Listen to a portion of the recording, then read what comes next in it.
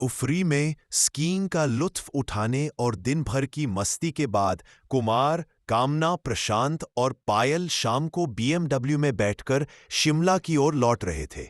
जनवरी की ठंडी शाम थी। 6:30 बजते बजते पहाड़ों पर गहरी रात उतर आई थी। गोल गोल घुमावदार रास्तों में कार की हेडलाइट्स अंधेरे को चीरती आगे बढ़ रही थी। पेड़ों के झुरमुटों से छनकर आती ठंडी हवा कार के शीशों को धुंधला कर रही थी। सड़कों पर अब केवल कुछ सैलानियों की गाड़ियां ही नजर आ रही थी। बाकी रास्ता सुनसान था। कार के स्टीरियो पर मस्ती भरे गीत चल रहे थे। चारों दोस्तों की हंसी और ठिठोली से माहौल हल्का और खुशगवार था।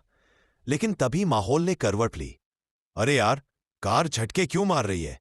प्रशांत ने झूलते हुए पूछा। कुमार ने स्टीयरिंग को कसकर पकड़ते हुए कहा, मुझे भी समझ नहीं आ रहा। शायद डीजल में कचरा आ गया हो या इंजन में कुछ गड़बड़ है। उसने एक्सीलरेटर दबाया, लेकिन कार की स्पीड गिरती चली गई और आखिरकार थक की आवाज के साथ रुक गई। चारों के चेहरों पर चिंता की लकीरें उभर आईं। बाहर गहरा अंधकार था, धुंध घनी होती जा रही थी और ठंड की सिहरन अब खाल के आर पार उतर रही थी। अब क्या करें? पायल ने डरते हुए पूछा। शायद किसी टैक्सी या कार से मदद मिल जाए, कुमार ने कहा। मैं बाहर जाकर देखता हूं। वह कार से उतरा और तुरंत ही ठंडी हवा के तेज झोंके ने उसका स्वागत किया। उसने जैकेट का कॉलर ऊपर किया और सड़क की ओर देखा।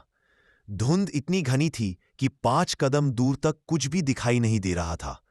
कुछ देर तक वह हाथ हिलाकर गुजरती कारों को रोकने की कोशिश करता रहा, लेकिन इस सुनसान पहाड़ी रास्ते पर कोई नहीं था। अचानक पीछे से कामना की आवाज आई, कुमार, जरा इधर देखो।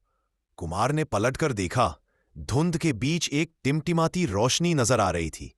ऐसा लगा जैसे कोई पुरानी जीप धीरे धीरे उनकी ओर आ रही हो। चारों को उम्मीद की एक किरण दिखी।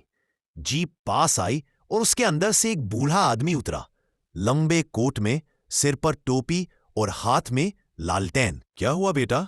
गाड़ी खराब हो गई? उसकी आवाज धीमी लेकिन ठंडी थी। हाँ अंकल, शायद इंजन में कुछ प्रॉब्लम है, कुमार ने कहा। बूढ़े ने कुछ पल उनकी कार को देखा, फिर बोला, यहां रात को रुकना ठीक नहीं। नीचे की ढलान पर पुराना गेस्ट हाउस है, वहीं चले जाओ, सुबह मैकेनिक आ जाएगा। चारों ने एक दूसरे की ओर देखा। Guest house? लेकिन फिलहाल और कोई चारा नहीं था। वे बूढ़े के बताए रास्ते पर चल पड़े। धुंध के बीच पुरानी पत्थर की इमारत उभर आई। गेस्ट हाउस सच में था, पर बहुत पुराना और वीरान। अंदर घुसते ही फर्श चरमराई, दीवारों से नमी टपक रही थी और हवा में अजीब सी गंध थी।